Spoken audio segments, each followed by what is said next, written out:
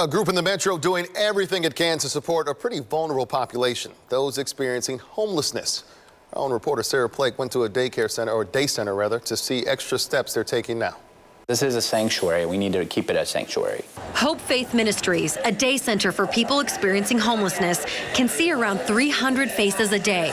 They're people who need a place to rest, get a meal, send mail, be connected to life-sustaining services. If you think about it, we're the front line. While health officials and the government urge us to stay home and stay healthy in the midst of coronavirus, that's just not an option for many of these people. We have to be open exactly for that purpose. A lot of our guests don't have homes.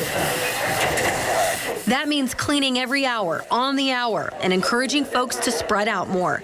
It means screening everyone for symptoms at the door and taking temperatures. I need to check your fever here just to make sure your temperature is all right. Okay.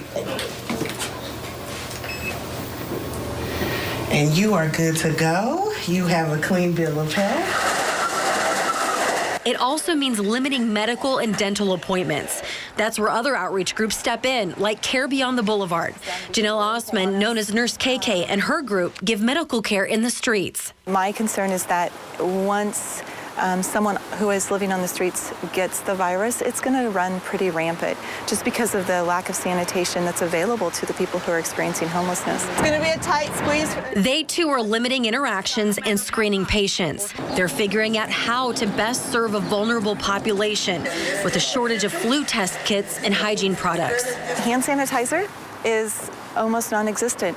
A group of us got together yesterday to put together some COVID care packages for our patients and the people we serve, and we were able to put together about 400 packages. Nurse KK says their outreach must continue because for somebody living on the streets, coronavirus could add on to an already long list of fears.